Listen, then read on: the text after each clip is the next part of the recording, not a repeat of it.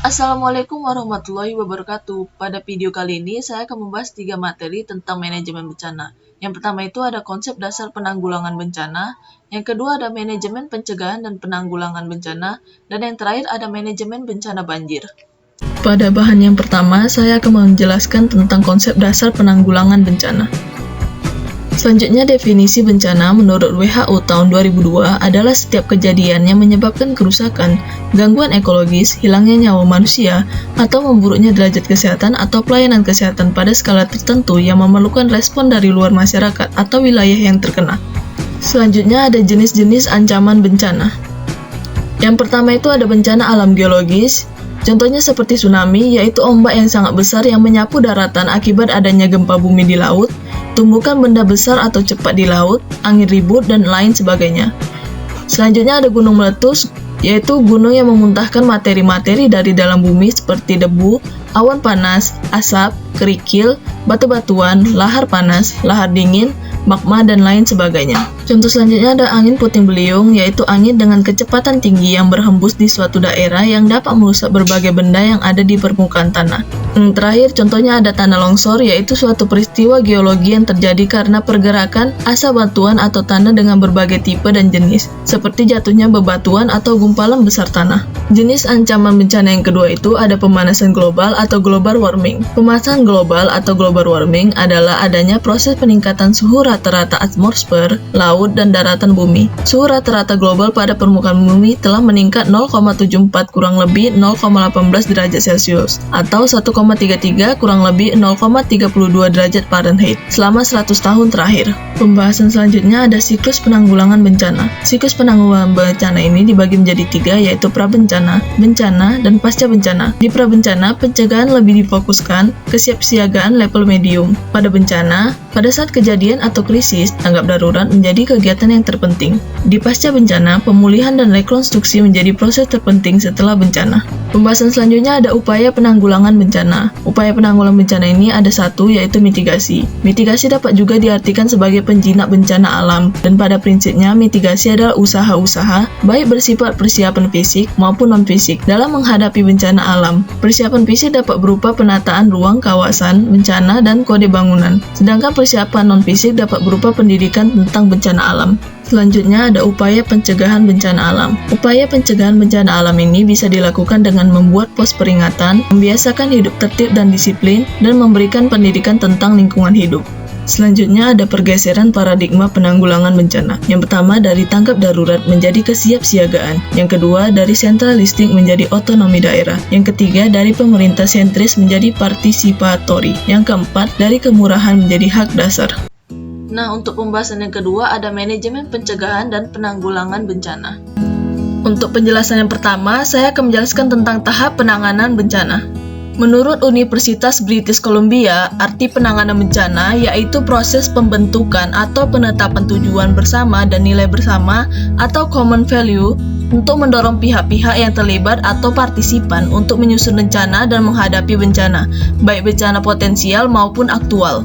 Nah, untuk pengertian manajemen bencana sendiri, menurut Undang-Undang Nomor 24 Tahun 2007 adalah suatu proses dinamis, berlanjut, dan terpadu untuk meningkatkan kualitas langkah-langkah yang berhubungan dengan observasi dan analisis bencana, serta pencegahan, mitigasi, kesiapsiagaan, peringatan dini, penanganan darurat, rehabilitasi, dan rekonstruksi bencana.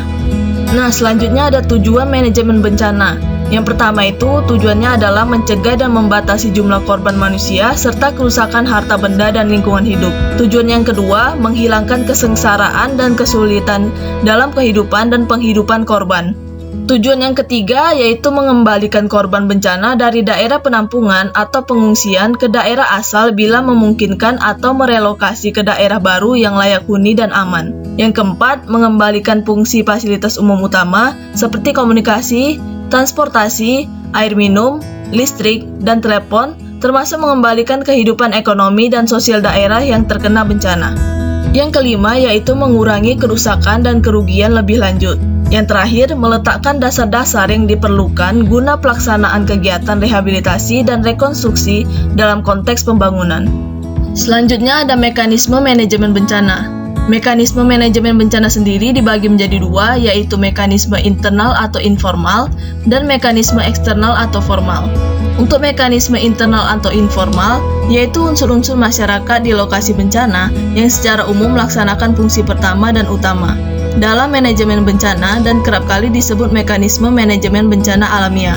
Terdiri dari keluarga, organisasi sosial informal seperti pengajian, pelayanan kematian, kegiatan kegotong royongan, arisan, dan sebagainya, serta masyarakat lokal. Yang kedua, untuk mekanisme eksternal atau formal, yaitu organisasi yang sengaja dibentuk untuk tujuan manajemen bencana. Contoh, untuk Indonesia adalah Bakornas PB, Satkorlak PB, dan Satlak PB. Secara umum, manajemen bencana dan keadaan darurat adalah tahapan pra-bencana, saat bencana, dan pasca bencana.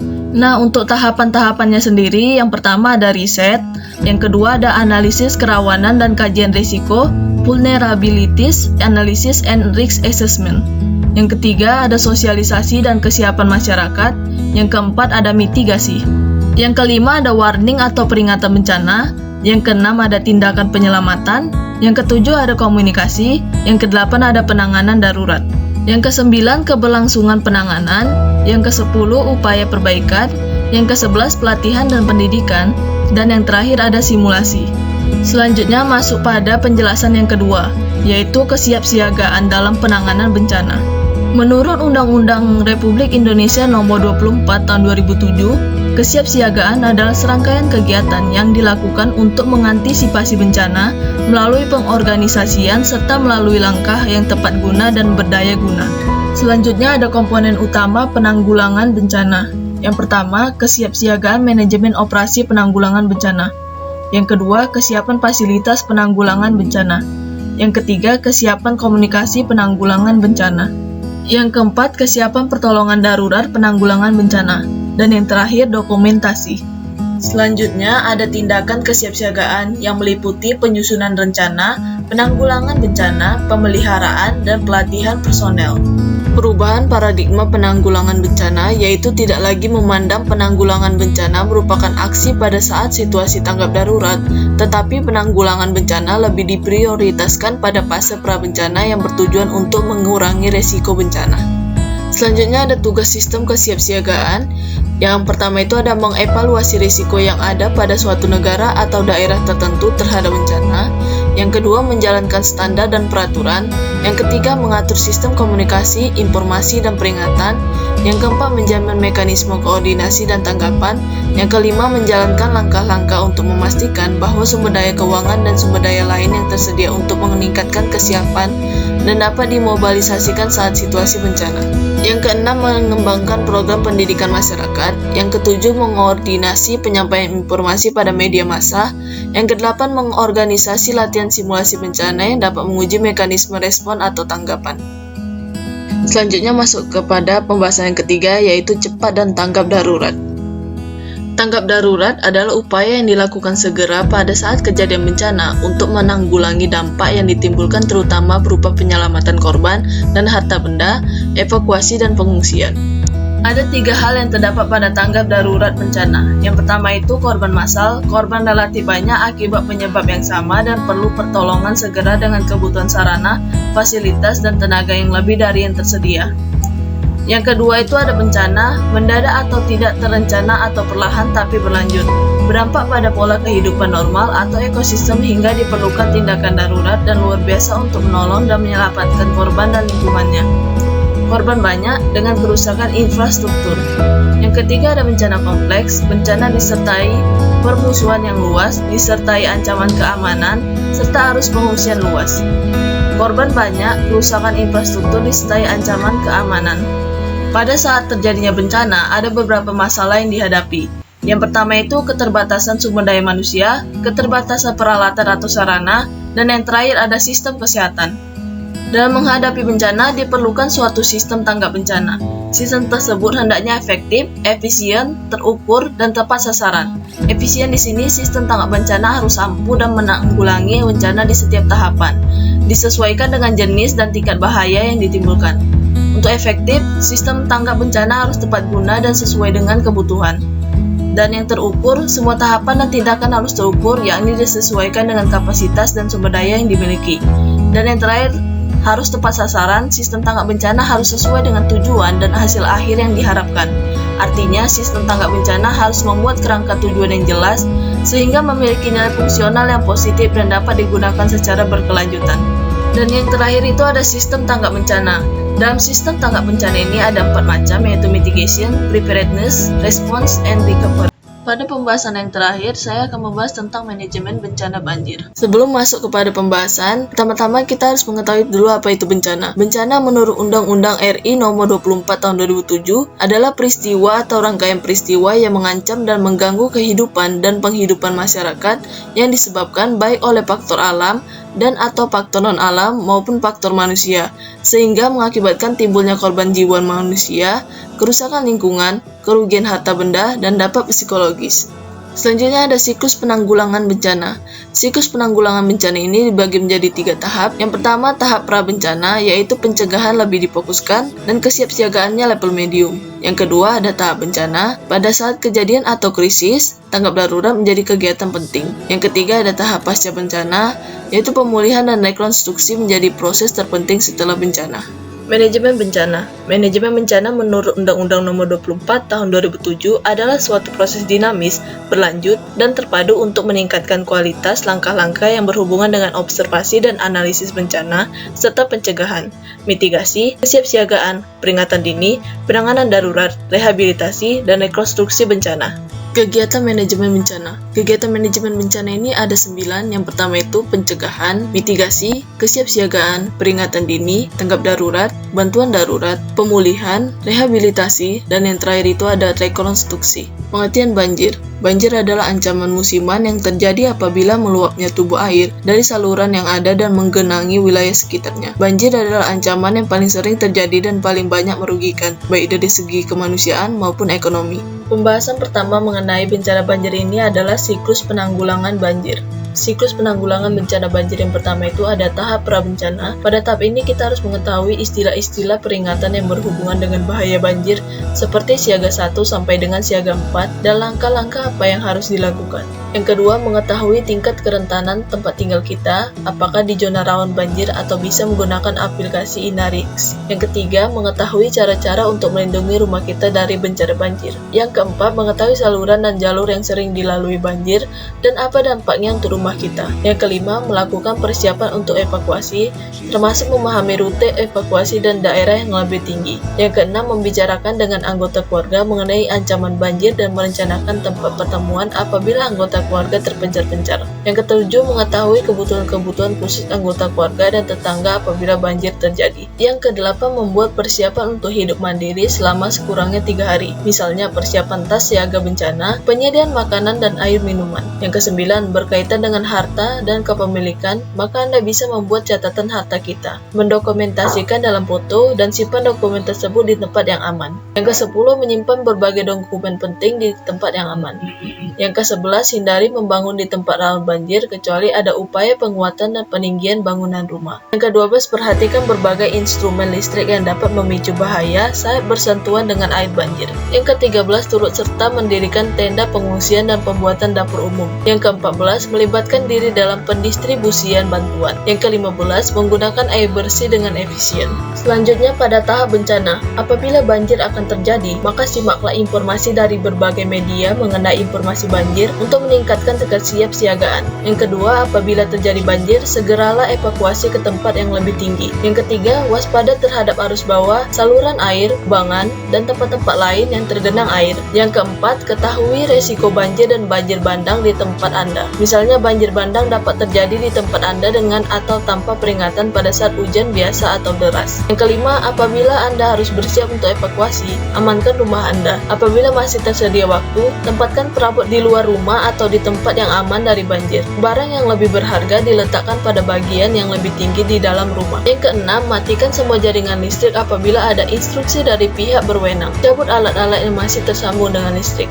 Jangan menyentuh peralatan yang bermuatan listrik apabila Anda berdiri di atas atas atau di dalam air. Yang terakhir ada tahap pasca bencana. Yang pertama, hindari air banjir karena kemungkinan kontaminasi zat-zat berbahaya dan ancaman kesetrum. Yang kedua, waspada dengan instalasi listrik. Yang ketiga, hindari air yang bergerak. Yang keempat, hindari area yang airnya baru saja surut karena jalan bisa saja keropos dan ambles. Yang kelima, hindari lokasi yang masih terkena bencana, kecuali jika pihak yang berwenang membutuhkan sukarelawan. Yang keenam, kembali ke rumah sesuai dengan perintah dari pihak yang berwenang. Yang ketujuh, tetap di luar gedung atau rumah yang masih dikelilingi air. Yang kedelapan, hati-hati saat memasuki gedung karena ancaman kerusakan yang tidak terlihat seperti pada pondasi. Yang kesembilan, perhatikan kesehatan dan keselamatan keluarga dengan mencuci tangan menggunakan sabun dan air bersih jika Anda terkena air banjir. Yang ke-10, buang makanan yang terkontaminasi air banjir. Yang ke-11, dengarkan berita atau informasi mengenai kondisi air, serta di mana mendapatkan bantuan perumahan atau shelter, pakaian, dan makanan. Yang ke-12, dapatkan perawatan kesehatan di fasilitas kesehatan terdekat. Yang ke-13, bersihkan tempat tinggal dan lingkungan rumah dari sisa-sisa kotoran setelah banjir. Yang ke-14, lakukan pemberantasan sarang nyamuk atau PSN.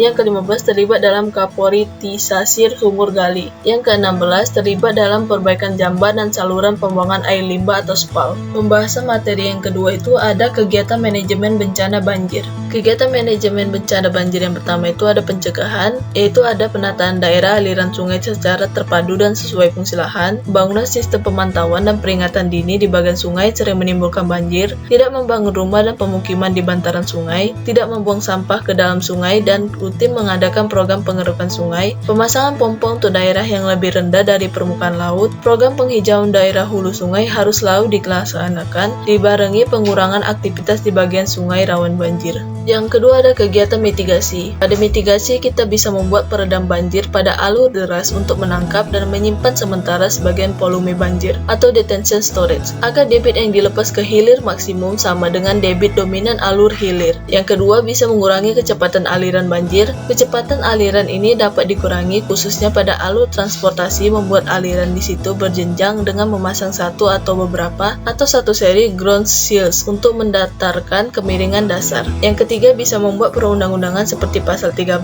Undang-Undang Nomor 32 Tahun 2009 tentang pengendalian dan pengelolaan lingkungan hidup, yang antara lain mengamanatkan pelaksanaan hal tersebut pada pemerintah dan pemerintahan daerah. Nah, untuk kegiatan yang ketiga itu ada kesiapsiagaan. Yang pertama, kita bisa memasang tanda ancaman pada jembatan yang rendah agar tidak dilalui masyarakat pada saat banjir. Yang kedua, mempersiapkan keperluan darurat selama banjir seperti peralatan untuk tindakan penyelamatan, misalnya perahu karet, kendaraan, dan bahan bakarnya. Persediaan bahan pokok yang diperlukan pada kondisi tanggap darurat seperti makanan pokok, obat-obatan, air bersih, selimut, peralatan masak untuk di tempat evakuasi, dan lain-lain. Yang ketiga, melakukan perencanaan untuk melakukan evakuasi. Hal ini terkait dengan koordinasi antara satu dengan yang lainnya. Siapa melakukan apa pada saat keadaan darurat, serta bagaimana menyelamatkan diri menuju tempat yang aman, atau menentukan jalur evakuasi dan tempat evakuasi, serta melakukan latihan evakuasi. Nah, untuk yang keempat ini ada peringatan dini, dan peringatan dini ini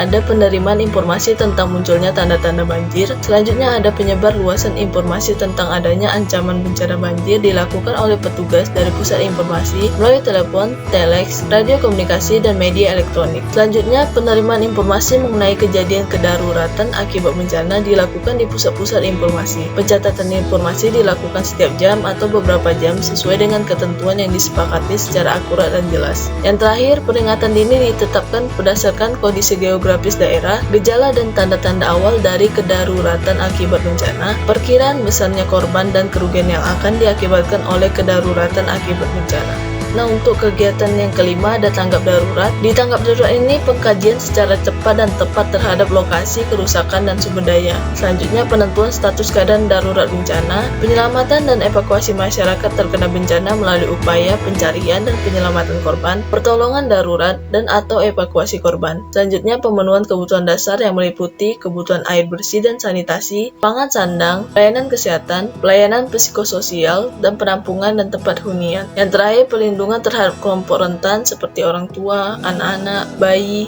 Untuk kegiatan manajemen bencana banjir yang keenam itu ada bantuan darurat. Pada bantuan darurat ini, tempat pengungsian ketika terjadinya bencana banjir harus bebas dari limbah sampah akibat banjir. Selanjutnya, kesehatan dan sanitasi di tempat pengungsian harus diperhatikan. Penyediaan air bersih cukup untuk semua pengungsi, dan penyaluran bantuan pangan dan sandang yang merata ketika terjadinya bencana. Selanjutnya, kegiatan manajemen bencana yang ketujuh ada pemulihan. Setelah terjadinya bencana banjir, pemulihan dengan segera prasarana dan sarana vital dilakukan dengan memperbaiki dan atau mengganti kerusakan akibat bencana. Pemulihan tidak hanya berbatas pada pemulihan prasarana saja, tapi ada pemulihan sosial psikologis, pemulihan sosial ekonomi budaya, pemulihan keamanan dan ketertiban, pemulihan fungsi pemerintahan, dan pemulihan fungsi pelayanan publik. Pada kegiatan manajemen bencana banjir yang ke-8 ini ada rehabilitasi. Melalui kegiatan ini, perbaikan lingkungan daerah bencana, perbaikan prasarana dan sarana umum, pemberian bantuan perbaikan rumah masyarakat, pelayanan kesehatan, rekonsiliasi dan resolusi konflik. Pada kegiatan manajemen bencana yang terakhir itu ada rekonstruksi, di mana dilakukan melalui kegiatan pembangunan yang lebih baik, meliputi pembangunan kembali prasarana dan sarana, pembangunan kembali sarana sosial masyarakat, pembangkitan kembali kehidupan sosial budaya masyarakat, penerapan rancang bangun yang tepat dan penggunaan peralatan yang lebih baik dan tahan bencana, partisipasi dan peran serta lembaga dan organisasi kemasyarakatan, dunia usaha dan masyarakat, peningkatan kondisi sosial ekonomi dan budaya, peningkatan fungsi pelayanan publik dan peningkatan pelayanan utama dalam masyarakat. Sekian video pembelajaran dari saya, semoga bermanfaat. Terima kasih. Wassalamualaikum warahmatullahi wabarakatuh.